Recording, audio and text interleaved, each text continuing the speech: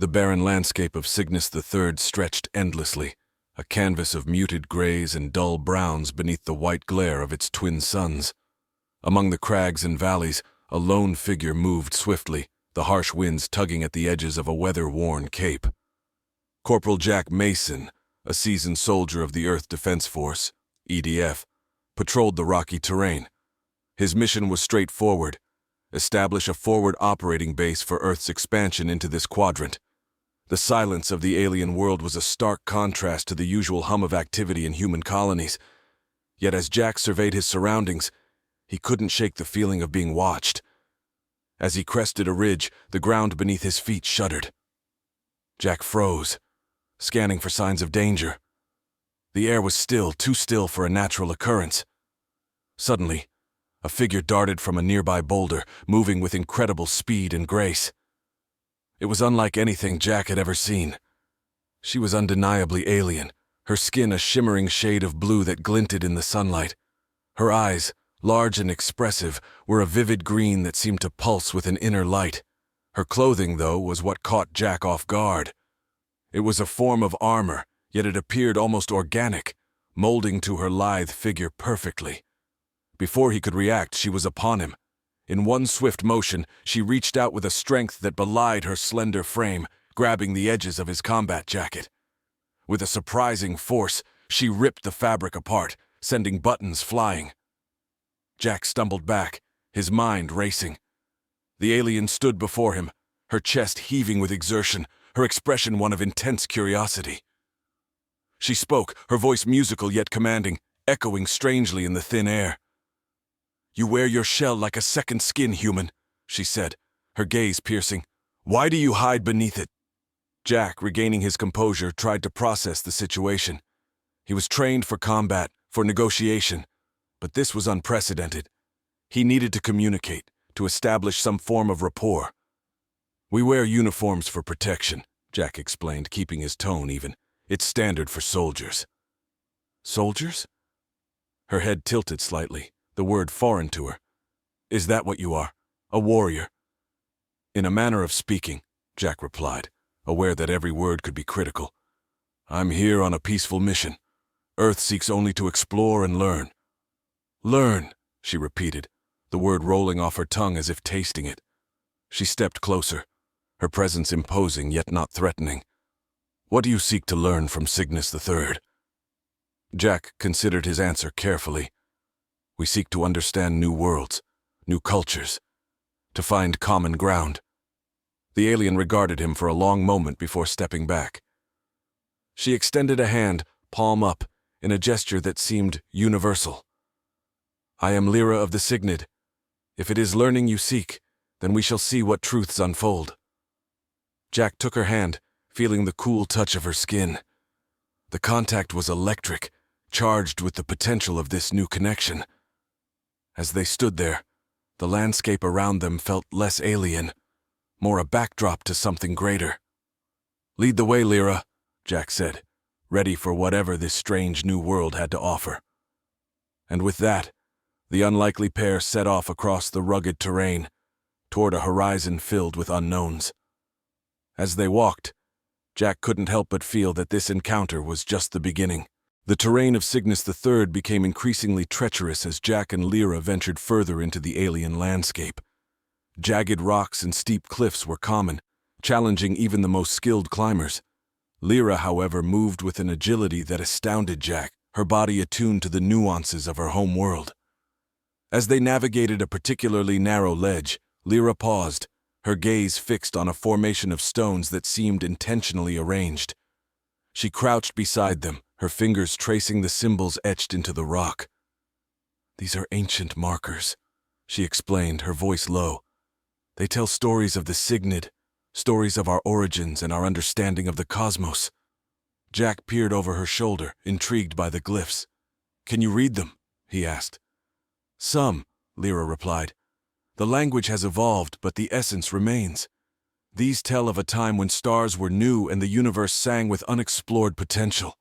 The concept of a singing universe intrigued Jack. "You speak of the cosmos like it's alive," he observed. Lyra looked up at him, her eyes reflecting the twin suns. "Isn't it?" Your people must feel it too. The pull of the unknown, the drive to explore. Jack nodded, acknowledging the truth in her words. We do. It's why I'm here after all.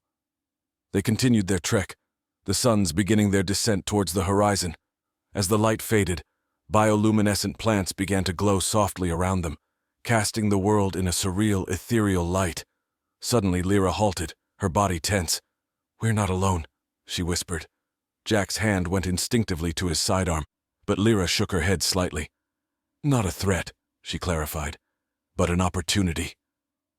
From the shadows, several figures emerged, their skin varying shades of blue, their eyes wide and curious.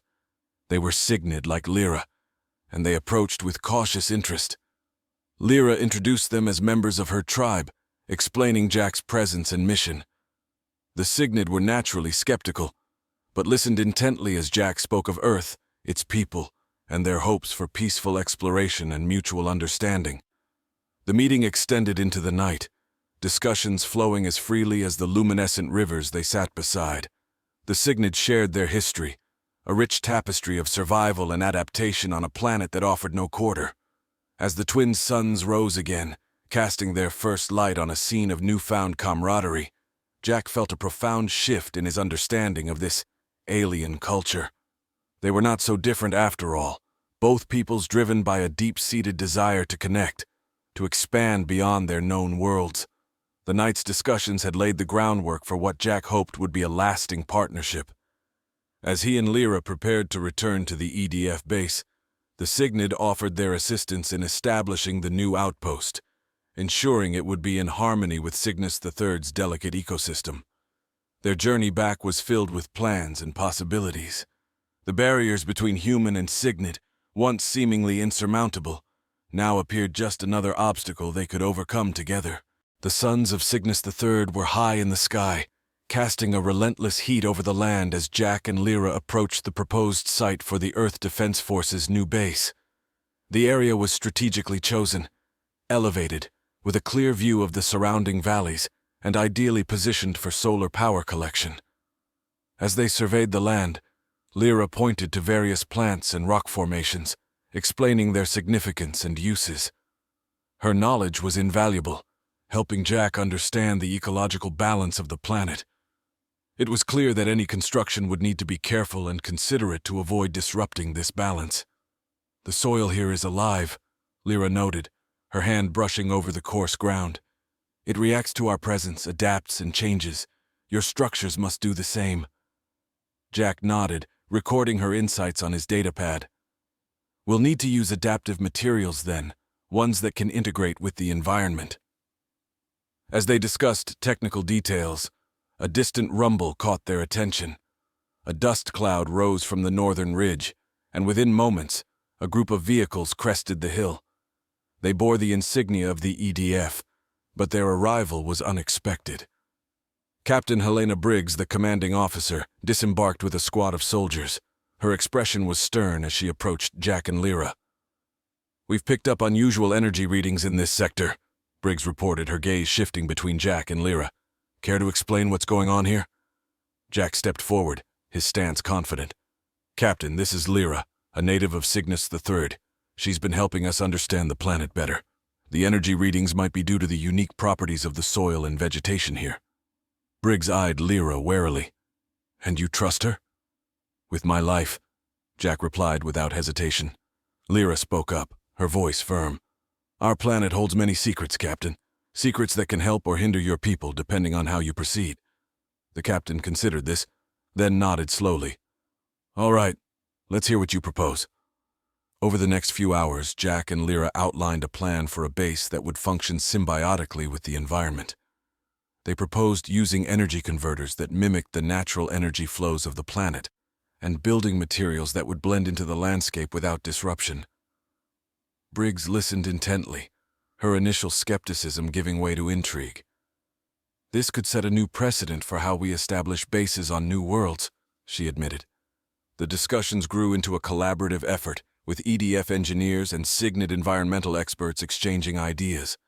Plans were drawn up, models simulated, and a mutual respect formed between the two groups. As the meeting drew to a close, Briggs extended her hand to Lyra. "Looks like we have a lot to learn from each other," she said, a smile breaking through her professional demeanor. Lyra accepted the handshake, her eyes gleaming with the reflection of the twin suns. "And much to share," she responded. With the alliance cemented, the groundwork for the new base began. Under the dual suns of Signis III, a new chapter in human-alien relations was being written, one that promised a future of shared knowledge and mutual respect. The base would not only serve as a strategic outpost, but also as a beacon of cooperation in the uncharted territories of space. As the construction of the new base progressed, the innovative techniques developed by the collaboration between Earth and Signet experts began to take shape. Structures rose from the ground, designed to blend seamlessly with the environment, their surfaces reflecting the hues of the surrounding landscape. One afternoon, under the relentless glare of the twin suns, a group of Signet approached the construction site with furrowed brows. They were led by Soran, a respected elder in Lyra's community, who had been an advocate for the alliance with the humans. Jack and Lyra met them at the edge of the site, where the ground vibrated subtly with the activities of the base's development. "Soran, what brings you here today?" Lyra asked, her tone reflecting her respect for the elder. Soran's deep blue eyes scanned the bustling site, his expression one of concern. "We have come to discuss the energies being used here. Our seers have sensed disturbances in the flow of the land since construction began." Jack exchanged a look with Lyra, then addressed Soran. "We've tried to minimize our impact. Can you tell us more about what your seers have sensed?" Soran gestured to one of the younger Signet who stepped forward, holding a device that resembled a complex network of vines intertwined with stones and glowing crystals. "This is a resonance mapper," the young Signet explained. "It detects disruptions in the planet's energy fields. Since your work began, there have been fluctuations that could affect not only the land, but also the well-being of every living thing on Signis III. The revelation caused a ripple of concern among the EDF engineers who had gathered to listen. Helena Briggs, who had taken a hands-on role in overseeing the project, stepped forward. "Let's work together to understand this. Perhaps there's a way to adjust our construction methods." Over the next several days, EDF and Signet specialists worked side by side, using the resonance mapper to monitor energy flows while experimenting with different construction techniques. It became apparent that some of the Earth-derived technologies, while efficient, were not fully compatible with the unique environmental needs of Signis III. Lyra and a team of Signet environmentalists proposed a solution involving bioadaptive interfaces, which could integrate more deeply with the natural energy patterns of the planet. Jack and the engineers took on the challenge, redesigning elements of the base to incorporate these interfaces. Testing the new designs proved to be a slow and meticulous process. Each alteration had to be evaluated not only for structural integrity and functionality, but also for its environmental impact.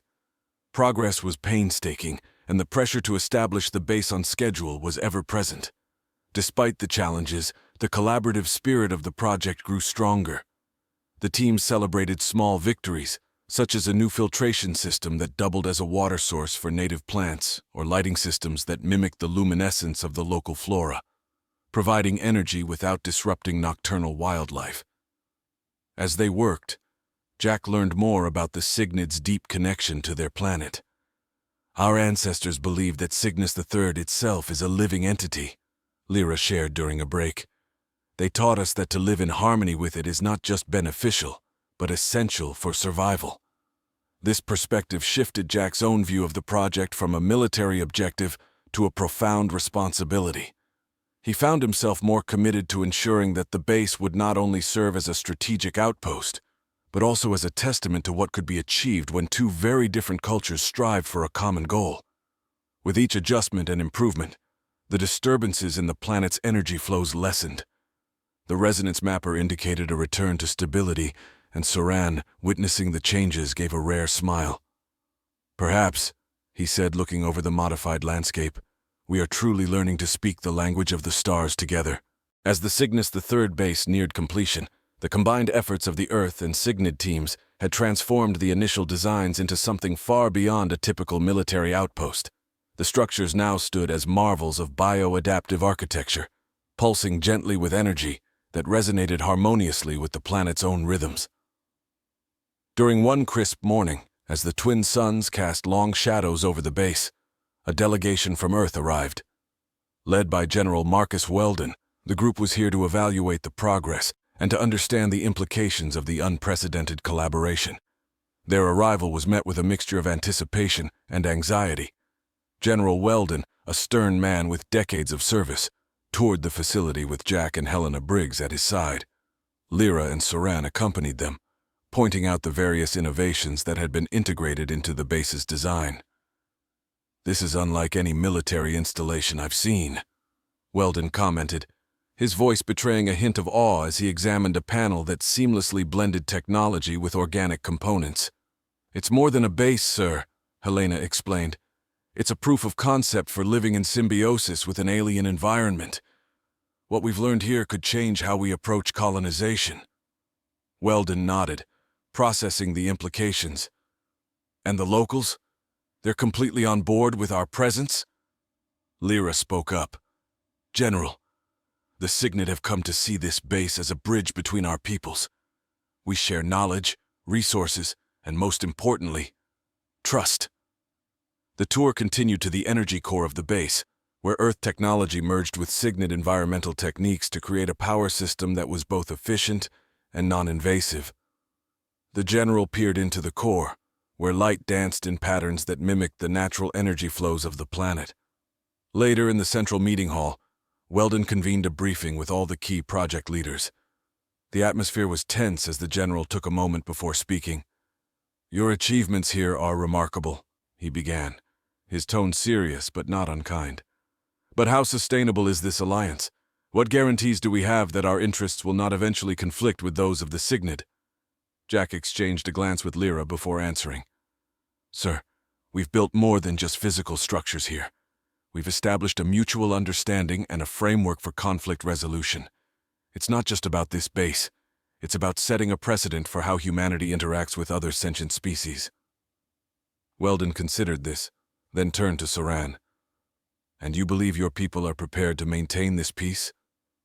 Saran's response was measured. "General, peace is like the soil of Signis III. It must be nurtured and tended to. We are committed to this task." The meeting concluded with Weldon expressing cautious optimism. "I will report your successes here, but the true test will come with time." In the days that followed, the Earth delegation prepared to depart, leaving the base in the capable hands of a joint human Signet team. Jack and Lyra spent these days overseeing the final touches on the base, ensuring that each element adhered to the principles they had set. As the Earth ships ascended, leaving Signis III's gravity well behind, Jack watched them go, feeling a profound connection to the world beneath his feet. The base, a symbol of potential unity between species, stood resolute under the gaze of the twin suns, ready to face whatever challenges the future might bring. In the weeks following the departure of the Earth delegation, the base on Signis III settled into a new rhythm. The initial flurry of activity gave way to a steady pulse of daily operations, with humans and Signets working side by side to deepen their understanding of each other's worlds.